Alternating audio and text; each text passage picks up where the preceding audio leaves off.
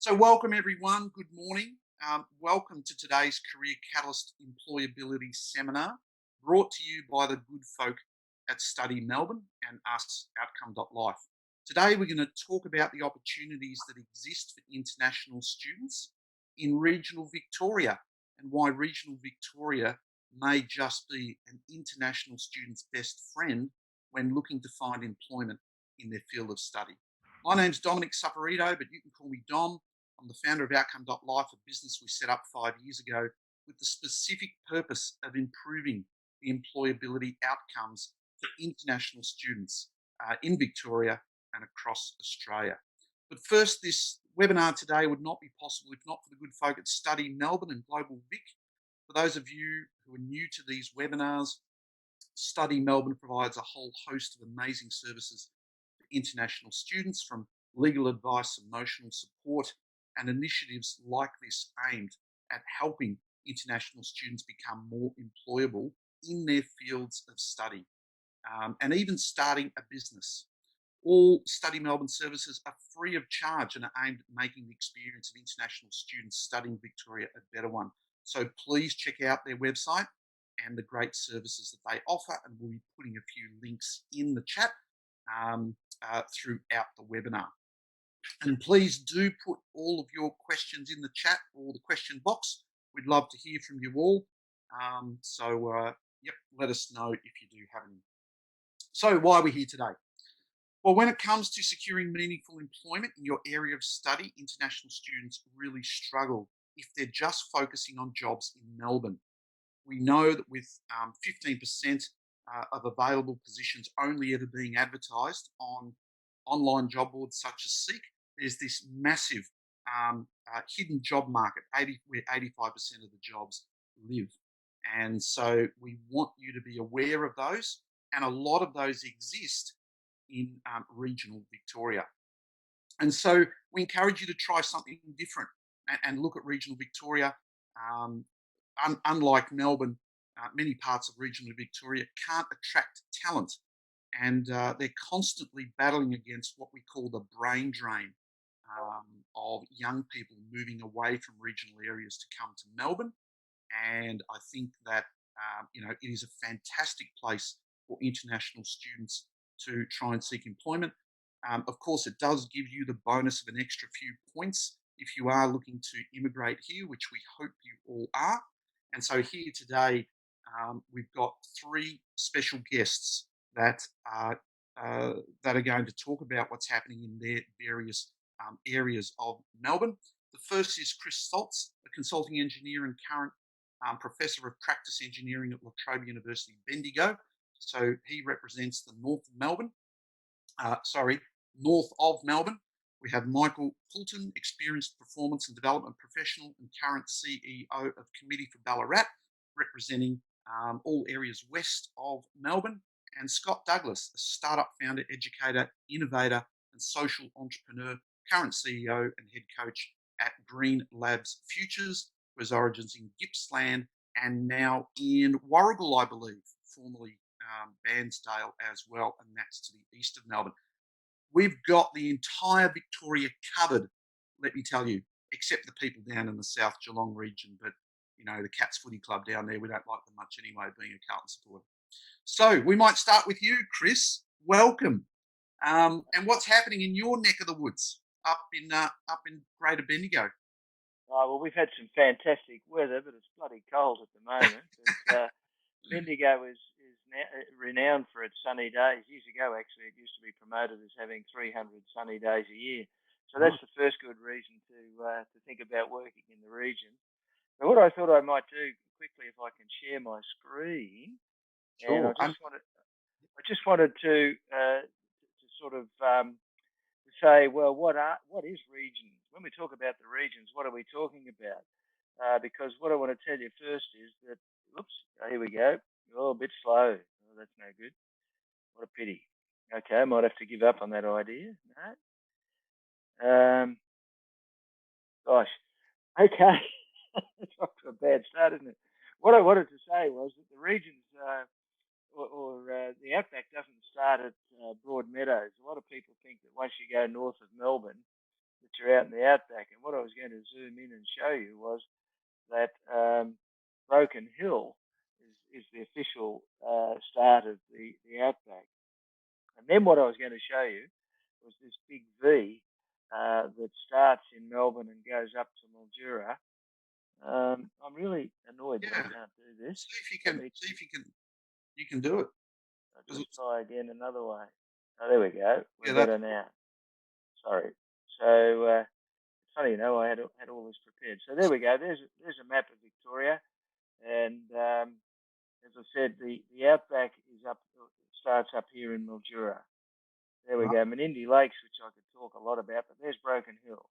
So officially, Outback Australia, there's a big sign up there that acknowledges it. So everything south of that is what we call regional Victoria or regional Australia, and I prefer the term actually non-metropolitan Australia. So many people overseas think that Australia is Sydney, Melbourne, and maybe Brisbane, but there's so much more that happens outside of Melbourne. And in my role at the Trobe University, if you imagine a V starting here in Melbourne and going up to Mildura, and then on the other side going up to Albury-Wodonga, and then maybe north to Niloquin's in there somewhere, to Niloquin, Griffith. That's the area of main interest for the Trobe University and my activities. And we've got some major towns in that area. Clearly Mildura up here, and Mildura's got a lot to offer. There's lots of things that happen up in Mildura, inland botanic, Trentham Estate, national parks, gem shops, art centres, museums, King's Billabong, which is a major part of the irrigation system, RAAF and so on. So Mildura is a really vibrant community, and recently, Dom, I think I mentioned to you in another conversation that I was up there, and I had engineers coming to me and say, Chris, we need 3 engineers, or Chris, have you got an intern for us? And so there's lots of job opportunities. I worked there for 4 years, and I can tell you, Mildura is a lovely place to live. There are a lot of engineering works, mainly around agriculture and around road construction, street construction, property development, and so on. But that's a great area to be. I just thought I might explain why I've got this hat on. I'll just go back while you're organising yourself there, I've actually got family up in Mildura. It is a wonderful place to live. It's a table grape centre. Also, they have a lot of grapes, mainly table grapes, more so than wine grapes. And it's very prosperous. The people there live well. They have a wonderful lifestyle. They earn plenty of money, and it's a beautiful place to live. 6 hours from Melbourne, which is almost enough. Probably not enough, but to get away from the peak hour traffic out here. But anyway, it is a great. I see Scott laughing. I know why he's laughing, because he lives in a place where there is no traffic. They might have a peak minute, which is what I want to do. I'm sick of Melbourne, sick of the traffic. I want to get out of here. Sorry, keep going.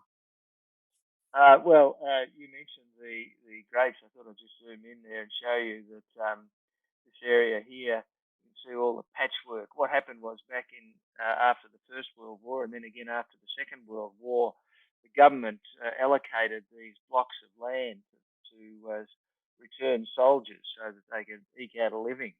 And so, as you said, there's now a very vibrant wine grape, table grape, citrus, and there's also a lot of nuts up there now. This is what drives the economy. Actually, when I went up there, I was CEO of the Water Authority. I was originally based at Redcliffs here, and the irrigation used to stop at that road. It's called Wilga Road, and everything below that was just this dry wheat growing area. Now you can see what's happened. All this area's been opened up. You'll see some circles here. See those circles? They're called centre pivot irrigators, and these squares are typically wine grapes and so on. So it's very vibrant now as a community. It's, as you say, it's 6 hours from Melbourne, but it's only about an hour flying in a commercial plane, and it used to cost pre-COVID about $100 and something to get up there. But I wanted to quickly zoom in. I'm wearing a hat. I'll point it down. The Royal Flying Doctor Service. Now, if you want to talk about remote and outback, then the Royal Flying Doctor Service is one of the organisations that covers Australia. These are the routes around uh, the, the bases where the Royal Flying Doctor has bases, and you can see they're all over Australia, including in Melbourne. Believe it or not, we have a very active Royal Flying Doctor Service base in Melbourne now, employing 600 people. And you never know. They have aircraft engineers, they have all sorts of people, they're growing. So I would say if somebody's got a passion for remote Australia, but even working in Melbourne but serving remote Australia, then it wouldn't hurt to go to the Royal Flying Doctors and have a look there. Yeah, I I think might just hold it for a minute and have a discussion. Yep. yeah, I think they just opened up a brand new facility actually at Essendon Airport that you can see from the freeway as you drive into Melbourne International Airport. So they're really expanding and growing and doing terrific service. Yeah, they are. That's right. And I was going to show you another little picture just for a bit of fun. If I can, I'll just share my Mhm. screen again. Oh, And, I'll show you this little picture that I like showing. There it is. There. That's me sharing two of my passions that I enjoy wow. in non-metropolitan Australia: riding a bike and flying an aeroplane. So you can do that sort of thing a lot cheaper than you can if you're based in Melbourne. So we Well, now know a few more things about you, and one of them is that you love wearing lycra in public. So that's quite a that's so not too many people would admit to that, but no, that's great. And so you mentioned that engineers are in demand. What else is in yeah. demand in regional Victoria? Oh, well, a lot of professions generally. In Bendigo, for example, we've got companies that are looking for chief finance officers, accountants, and there's a lot of trade positions too. So in Bendigo, we've got major employers like Telus, which are making the military vehicles, the Bushmaster and the Hawkeye, and they're looking for Mhm. engineers, but also looking for welders and turners and fitters. We've got an organisation that belongs to the Merck Pharmaceutical Group called MSD, and they're looking right now for people. Inventory management is one of their big challenges, but they're also looking for process engineers, people who understand liquids moving through stainless steel pipes and the chemistry that goes on behind it. Wow. But there's also a variety of. We've got food manufacturing, we've got gold mining. Fosterville Gold Mine is currently one of the biggest gold mines in the world at the moment. Employs 650 people, pours $2 million worth of gold a day, and they're looking for all sorts of people, including engineers, accountants, people who understand IT. They have a fairly active internship program. They look for employing a lot of students, particularly over the university holidays. Yeah. So there's a lot of jobs going up here. We've got water authorities both in Shepparton as well as Bendigo and up in Mildura. They're areas looking for employees at the moment as well. Fantastic. And just a couple of quick questions. So Bendigo itself, how many people are in Bendigo? The city of Greater Bendigo is about 200,000 people. The actual urban area of Bendigo is probably just a little bit more than half of that, at 125 odd Amazing. people. Mm. So no small town, and we do measure towns on the number of McDonald's. How many McDonald's are there? I know there's at least two. Well, I don't have any young kids who eat Maccas, and I don't know. Oh, there's there's one in Bendigo, one at Strathfield, so one at Kangaroo Flat, one at Eagle Hawk, There you go. and one at Epsom Huntley. So there's at least five Maccas. Yep. There you go. So it's almost a metropolis. Two Um, Bunnings. two Bunnings. Yeah, and Fantastic. I'm seeing Coles and Woolworths, and at one stage there used to be 75 pubs. Actually, when I was a student up here, we tried to do a pub crawl, but we failed. There's too No many worries. pubs. Awesome. Terrific. And to answer your question, Rajiv, data analyst, even in our business, we we place more data analysts than any other type of intern, and they are needed everywhere. The first being marketing people, but certainly data analysts are very popular. Scott, tell us about what's going on over in the Gippsland area, Warrigal and Bairnsdale, and all those wonderful places east of Melbourne. Yeah, good morning, Dom. So there's gosh, when you look east of Melbourne, you kind of start at Pakenham, which is like 60 minutes out of the city now, and Pakenham all the way down to Mallacoota, where the 2020 January fires were. We kind of span an area of about 4 hours. I unfortunately don't get to Mallacoota or Lakes Entrance that often, but spend a lot of my time in West Gippsland and Latrobe, Central Gippsland region. And I think what we're seeing at the moment in Gippsland is a real shift in the agriculture space, where we're seeing, I suppose, more jobs be advertised through some of the more traditional methods of how people might kind of find out about jobs being available. And then we're also seeing this growth in the digital tech space, where I think in the last 2 to 3 years, we've seen a number of new firms, new startups really start to come out of the local startup scene through Startup Gippsland.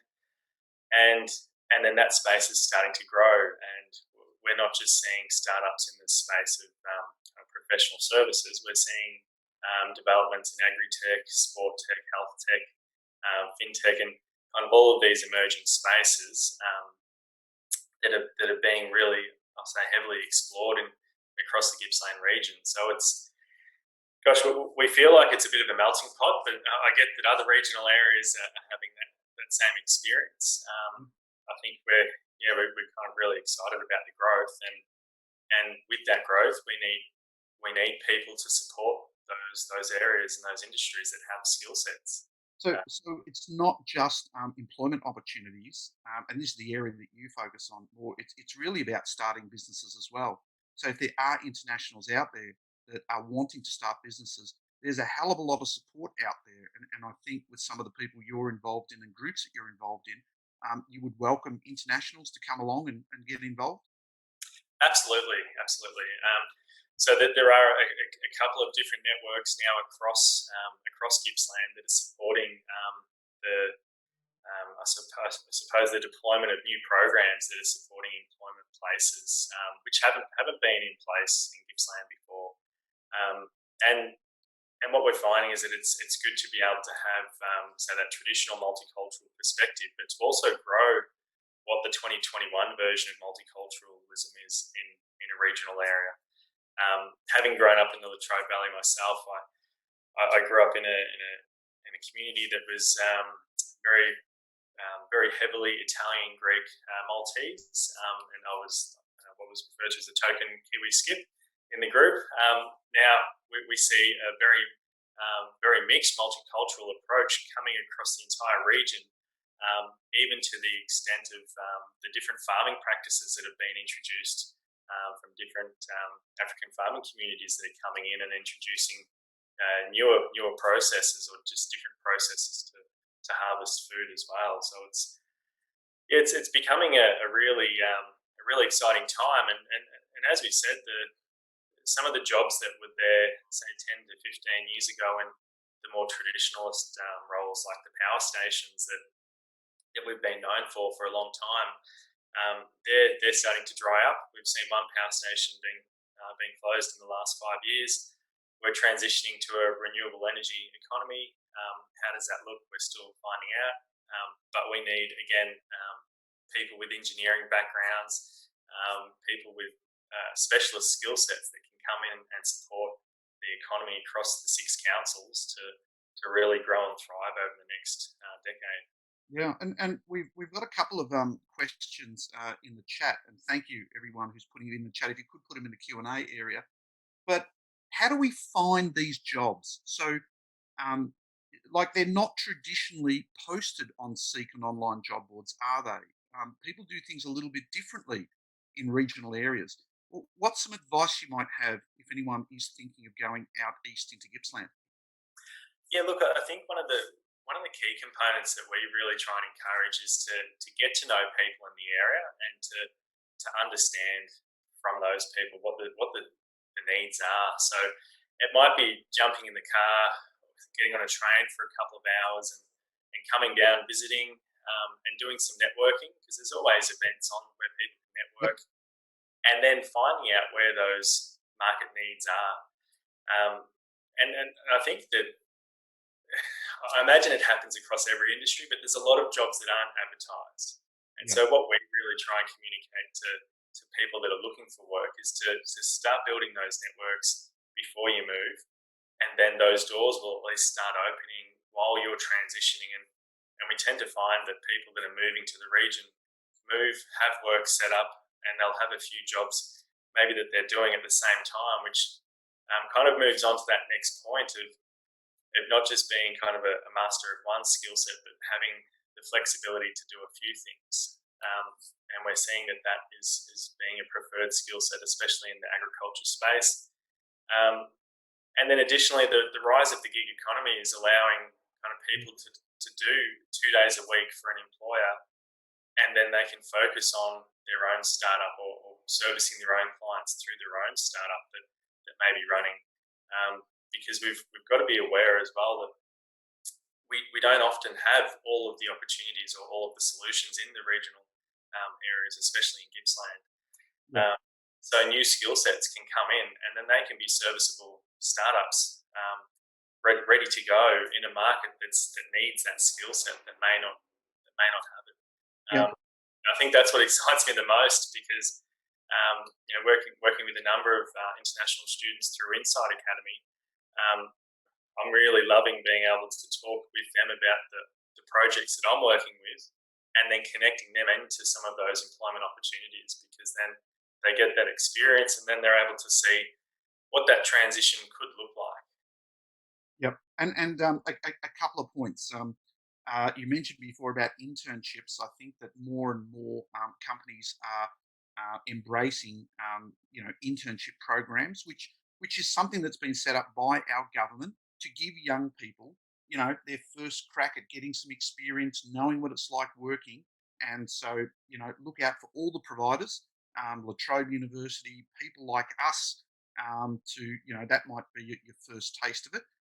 And given that we've just experienced COVID, for the first time ever, we actually have more remote internships than we do face-to-face ones. And that is the new norm.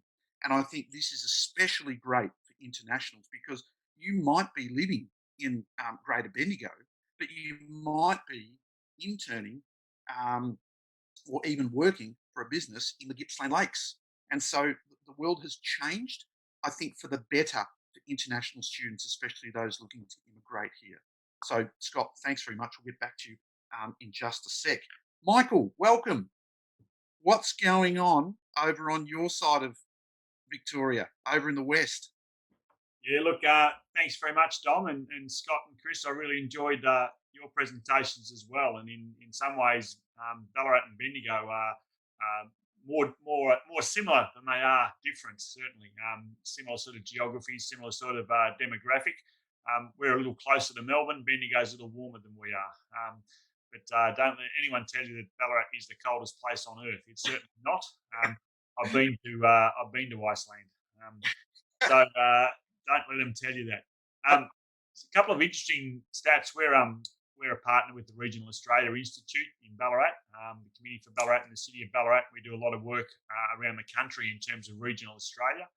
At the end of January, there were just over 54,000 jobs, vacant jobs in regional Australia at the end of January 2021. There are jobs in regional Australia. I understand some of the questions in terms of where do you find these jobs.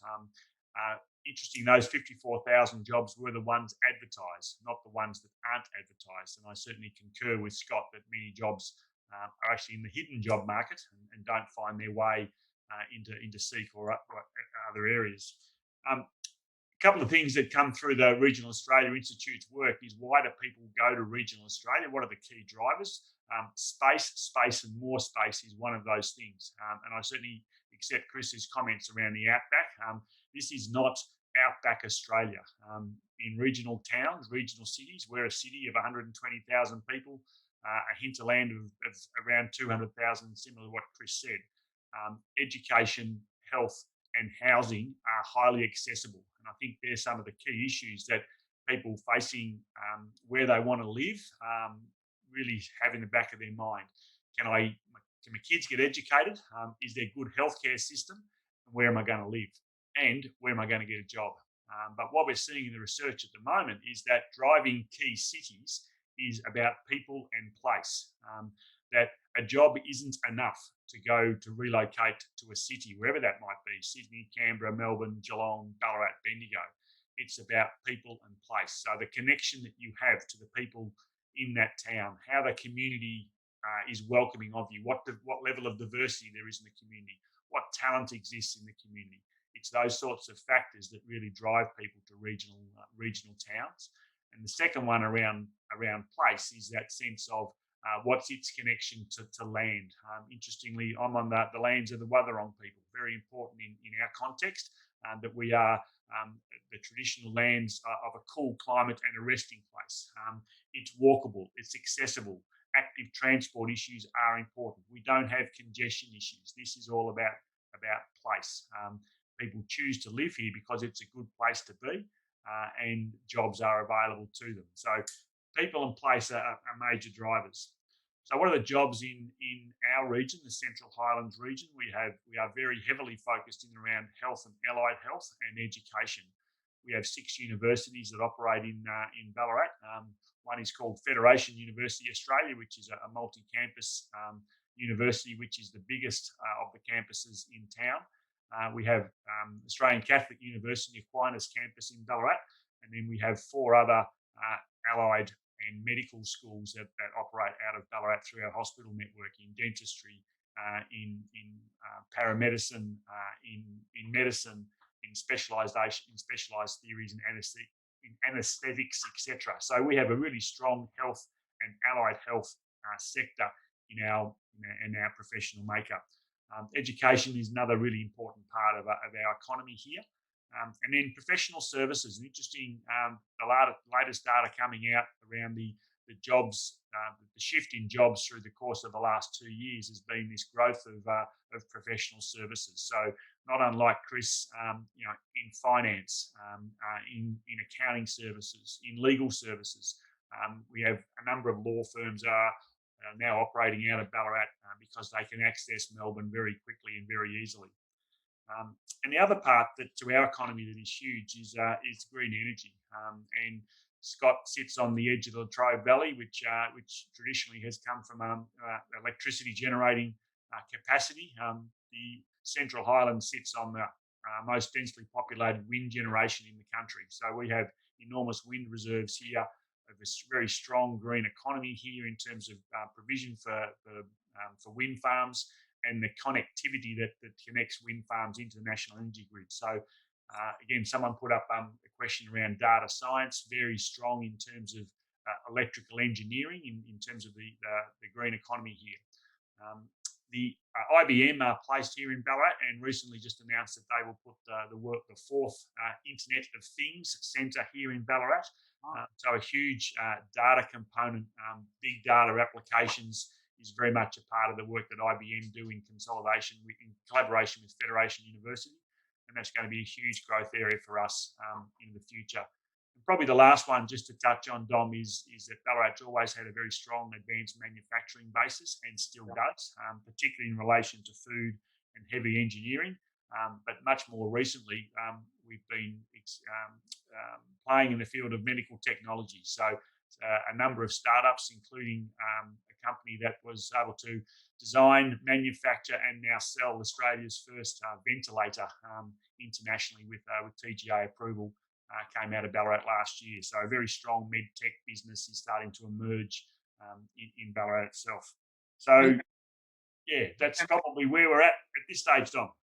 Like to me, it is, if international students haven't thought about getting out to regional Victoria, and again, it helps with your migration, and we do want you to migrate here. Don't think we don't. Remember, this country was built on migration. My parents were not born in Australia. They came out from Italy.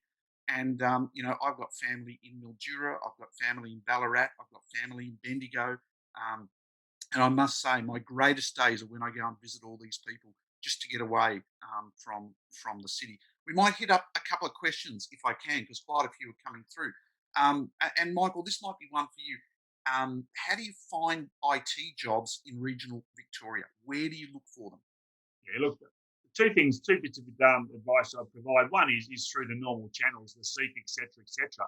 But you also know that companies themselves have websites that would have their own careers pages. So IBM, I mentioned before, is a huge provider here in town.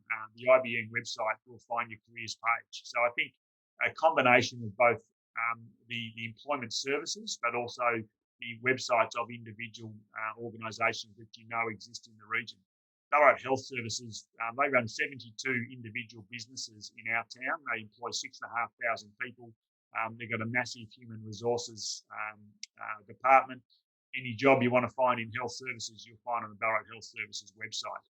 So I think that's the advice, is to not just rely on the employment services component, but actually go to those companies that you know have a presence in the region that you're looking for. Yeah, and I'd add to that in order to access what we call the hidden job market, the way to do that is to do things a little bit differently. Don't just go for the Seek and Indeeds and those. Get on LinkedIn, start connecting with people, and attending webinars like you're attending today, but in industry is really important. Your goal is to connect with the three most significant people in every single webinar.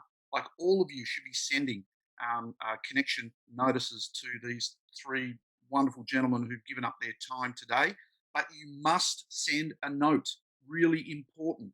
Do not just hit connect, because if you don't send a note, we're all going to think that you're just trying to sell us stuff on the internet. Just tell us where you've met us. A quick thank you for what we've done. It would be rude of us not to accept that. Also, meetup.com is a fantastic place to look for meetups for you to attend face to face. And I would encourage you all to get out into regional Victoria and go face to face, but also webinars. And industry bodies are massive. And I think that Chris put up an industry body link before. Look for the industry bodies, and not just your industry, other industries. Remember that the agriculture industry needs IT people, they need engineers, they need finance people, they need everyone. So don't just think you got to look for meetups and so forth in your industry. Look into other industries that also need your services. But Scott, I was going to ask you, there's a lot of support for startups, especially in agriculture at the moment, and you've been involved a little bit in that. And there's grants and all sorts of things that the state government and federal government are doing to help anyone that wants to start a startup, especially in agriculture. Can you tell us a bit about that? Yeah, absolutely. So I think what we try and break down straight away with the startup in the ag space is that it's not just about a new farming process, but it might be the technology that's designed to help a farmer do a certain task, and how we kind of look at their workflow and how areas of that workflow can be innovated and potentially digitized. So the IT people that are sitting there nodding their heads are probably thinking, all right, wow, these are genuine opportunities that I can be exploring within the regional agriculture space. And then what we're now seeing in areas like Warragul, Trobe and Poulton, there's some amazing community initiatives where there's urban farming happening. So people don't have access to land, but council and community groups are getting access to private land to build micro-urban hubs where they're growing food and sharing it within the community, and then bringing down that cost of living, whilst also creating a platform for people to network through and to get to know people. So if I can share with you one of my quick stories, I'm a home brewer. You wouldn't have thought of it with my beard and so forth.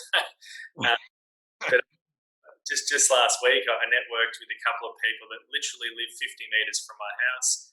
One person grew the ryegrass for the beer, and then another person grew the hops for the beer as well. And these people I would normally not network with because they're in completely different industries to myself. But we were able to meet, network, have a chat, and then we brought in a few other people that are just new to our street, that have literally just moved here.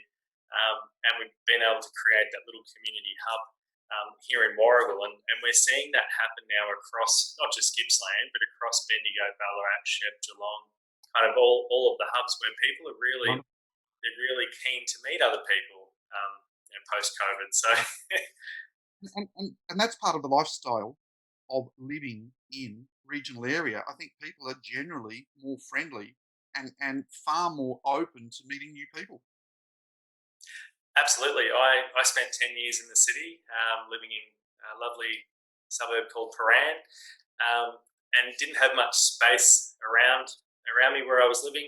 I craved the day to kind of move back home to the country, and um, I think I've been really lucky where I've really sold that dream hard to a few of my friends that have relocated as well, and it makes sense because you do get a little bit more space, and then that traffic that you were talking about before, Don, is non-existent. It might happen at school drop-off, but that's about it.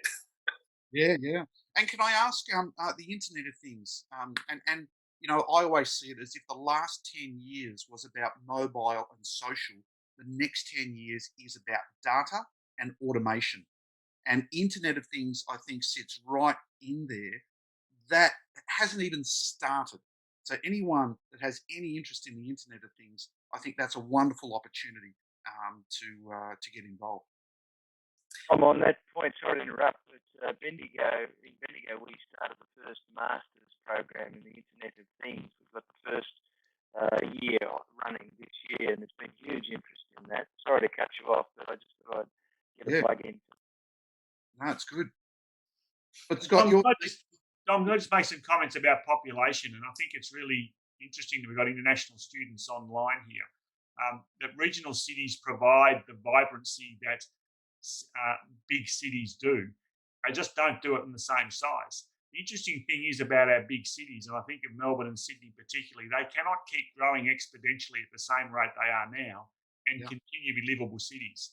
So countries like Australia need to have a much more strategic approach towards population settlement that takes advantage of regional cities like the three that you're talking to right now, where there is a vibrant culture that sits within the city limits itself. It's not the same as Melbourne because it's not quite as big as Melbourne, but Melbourne yeah, cannot continue to be a great city where we just keep locating and centralising all services and jobs. So government policy is about starting to look at regionalisation as a way of decongesting much of the big cities that we're seeing more and more of in the future. yeah. And as far as engineering goes, Chris, I was just going to ask you. There's been a couple of questions about various types of engineering, and of course, you know, this is your expertise. What are some of the opportunities specific to engineers that are listening in today? Civil engineering, as I mentioned earlier, up in Mildura, there's a huge demand for young engineers. There's a lot of money being spent on public buildings, roads, footpaths, and of course just the normal urban expansion. I've got a friend up there. He's about 80 something years old, and he's trying to retire, and yet he's having to do 7 soil testing and foundation designs for houses each week. It's a small business. I think he'd give his business away if he found the right person. Yeah, But there's a company up there called Tonkins. They're actually an Adelaide-based company, and they've got 3 young engineers up there, and they're looking for 3 more engineers to join that team wow, immediately. But there's also money being spent on the Murray-Darling Basin, so around Mildura. There's some projects on environmental issues, and they're looking for engineers with hydrology, but also engineers who can deal with the community. They've got to deal sensitively with the Aboriginal community up there about designing water traps and flooding wetlands and so on. So they're looking for engineers who have some sort of water background, but also have some community consultation background. Here in Bendigo, I mean, we've got a company called Australian Turntables. They're expanding into America and South Africa, India, and they're looking for engineers to do design and also to supervise construction. Look, the list goes on. At MSD, the pharmaceutical company, as I said, they're looking for process engineers. They were so hard to find about 12 months ago. The engineering manager out there went and pinched somebody from the wine industry, Scott. wow, Somebody who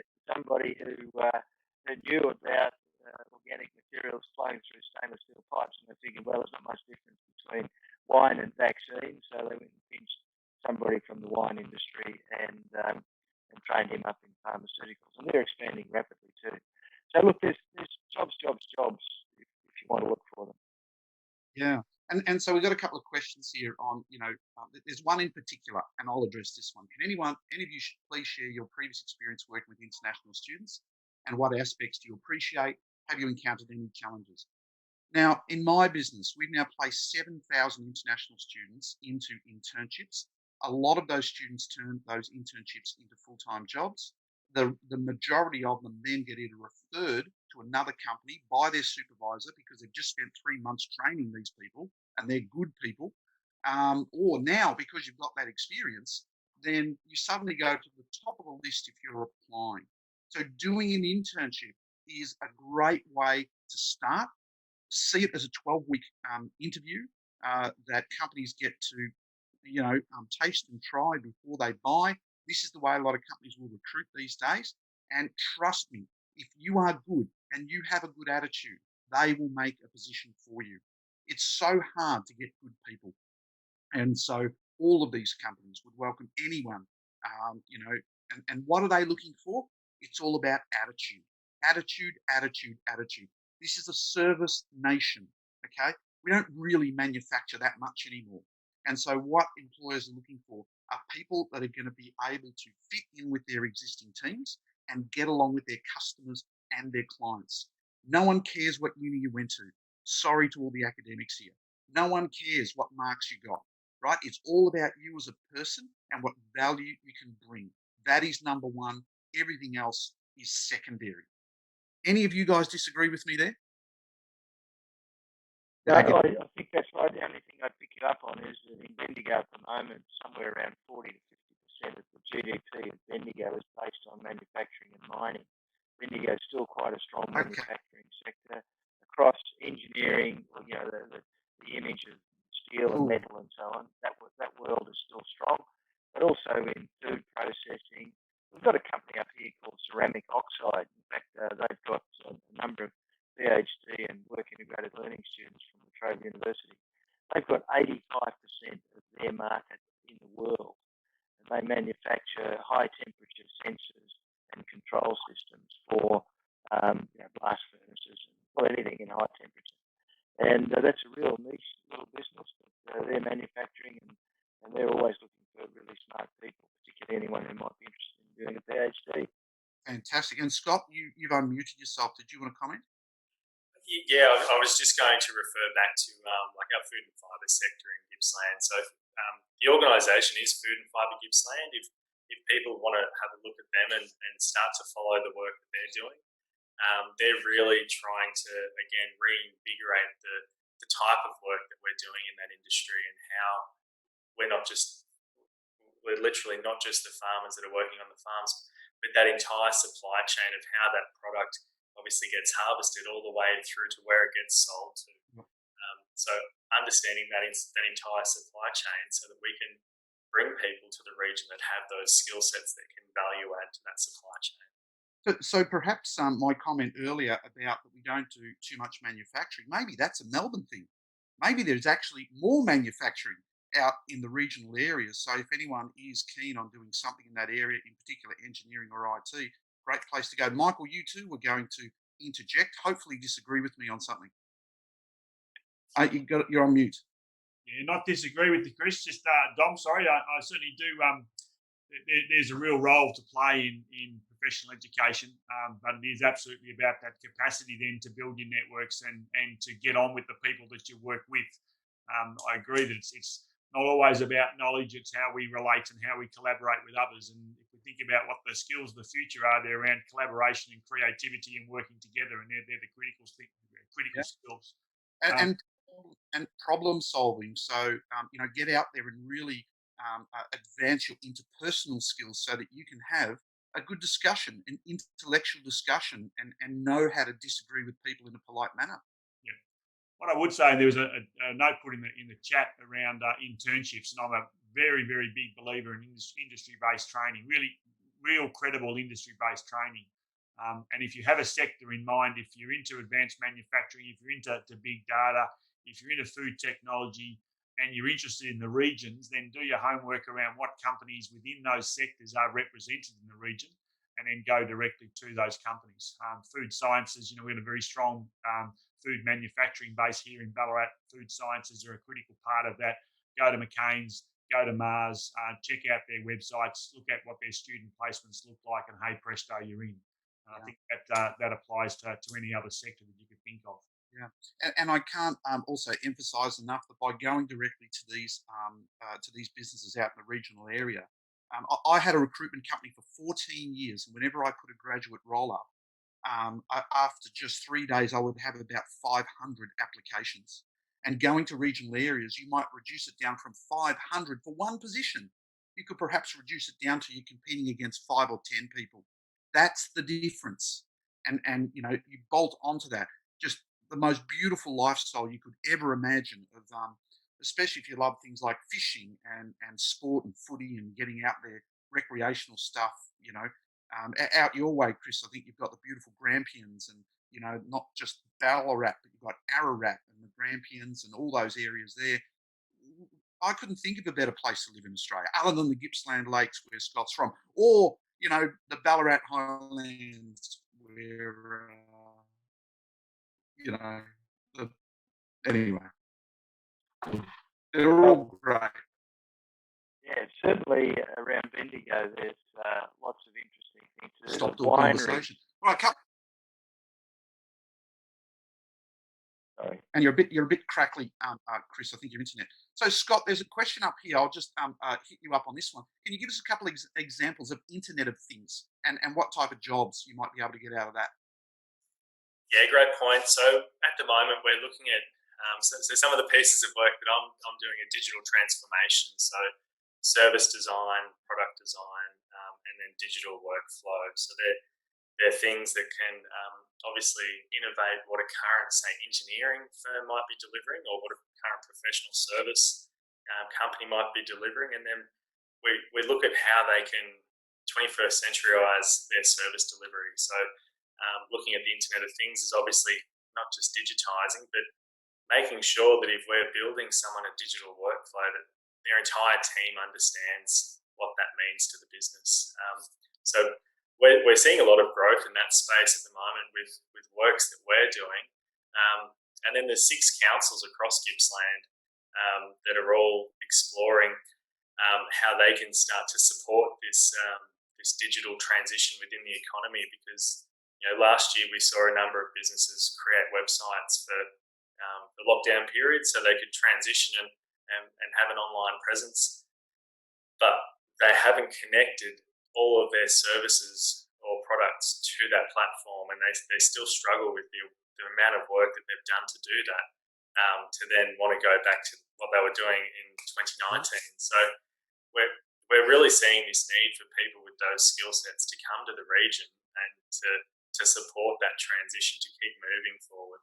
So these are people like, instead of data analysts, more like business analysts, project managers, even just basic administration people to do the volume of work that needs to be done in order to finish off this transition, given that the pandemic really has accelerated online selling, in particular in e-commerce, probably 5 years in 6 months. And there's a lot of work that needs to be done there to catch up. Absolutely, and we don't expect that work to slow down, because we then see other industries catching up as well, and then that work starts to spread, which is what's happening. Michael mentioned before the green economy in Ballarat, which is, I love hearing that. We're planning that in Gippsland, but we've got to get rid of the elephant in the room first before we can talk clean energy. But that's kind of a part of a transition as well, where we'll need people to be able to understand how to deliver projects in that space. And so that whole kind of gamut of professional services becomes required, because we've got Fed Unis, one campus in Gippsland. We do have a couple of other universities with presence. TAFE Gippsland is the main RTO that delivers education across the Gippsland region, but there's only a restricted number of places that go through those 2 main institutions. So the reverse brain drain, we used to talk about it in Gippsland as losing the talent from Gippsland to the city. Now we're trying to use the reverse vacuum to suck people down to Gippsland to start filling these positions, because we need them now, not in 5 years' time. And to you know, for those of you who haven't visited Gippsland, once you get to Lakes Entrance and Meetung, and these places are so beautiful out that way. Jump in your car, go for a drive, because it's well worth it. I think you'll fall in love with the place. But that was a question earlier. If you're going to move regionally, do you need a car? Michael, what do you think? It's a great question, Dom, and the organisation I work for is working hard with our city to say we want a city less reliant on cars. So, how do you design out motor vehicles in the notion of urban planning? Um, my children's children certainly won't have motor cars, and my daughter hates the car. Look, I think, and you mentioned jump in the car and go and see. From a Ballarat perspective, jump on the train, come to Ballarat. It's an hour and 15 minutes away, and you really do get access to a great city that's right at the train station. We do have some issues in our city about improving our connectivity for public transport, and particularly next generation of public transport. So potential for autonomous vehicles, ride sharing arrangements. It's the sort of things that a city of the future looks like, that is less reliant on one person having one car. So city leaders have some work to do in that regard, but I do think that the future will see less reliance on motor cars, and certainly combustion engines, absolutely. And that the more ride sharing and public transport type arrangements will become much more the norm in our regional cities. It's interesting that just before the pandemic, I had to go to Darwin to place 20 students into roles up there. And as soon as I arrived there, I actually jumped on their scooter network. And I was able to do every single visit of 20 organisations right across Darwin, which I think is probably about the same size as a Bendigo, Ballarat, and whatever. I did it all on electric scooter. I think it cost me $13 a day, something like that. Are those type of things happening in your areas as well? Look, I'll let the others speak, but certainly Ballarat, yes, we've got a scooter trial starting. I was in Canberra for a week, 2 weeks ago, didn't hire a car. I used electric scooter all week, got a taxi to and from an Uber to and from the airport. It's changing, and cars are things that we will design out of cities because we have to. Yeah. And Auckland, I know when I was there a couple of years ago, because they appear to be more progressive than we are in these things as well. What about Chris? How's things in Bendigo? Bendigo seems to be encouraging bicycles more, and there's a lot of people who ride bikes. I do. I ride bikes all the time. Like if I go to the doctor, I'll ride a bike. If I go up to the university, I'll ride a bike. The point to make really is that if you consider the cost of owning a car over, say, 12 months, you can buy a hell of a lot of hire cars for that when you really need it. So my advice to any young person now is don't buy a car. When you need one, use Go Get or Budget, or there's a whole variety of options there. The other thing is, in places like Bendigo and Ballarat, the bus service is pretty good around the town. So in Bendigo, for example, there's an excellent bus service from the railway station, which is in the city, out to the university and everywhere else in between. So my answer would be an emphatic no, you don't need a car. Wonderful. And Scott, what about you? Yeah, look, I'd have to follow on and say that you don't need a car in the main city hubs. So from, say, Pakenham, Warragul, Druin, Maul, Traralgon, Moe, even Bairnsdale, you don't need cars to get around those towns. Obviously, they help if you're working outside of town, but I think, as Chris just said, the public transport system we now have in Warragul is, like, I can't fault it. I use it regularly. When I get to the city on Fridays, I'm up at 5 a.m. and I catch the bus, which is conveniently 20 metres, down the road. So I get from there straight to the train, and then I'm in the city really quickly. And there's a good point in the chat that remote internships now and remote working has really opened up regional Victoria to a lot of people, and people are now realising that you can have the best of both worlds. You can live regionally and not even have to work in that region, because a lot of work is in other regions. And so, that's another facet of it as well. So plenty of opportunities for students. I don't know. Final word, final tip from each of you.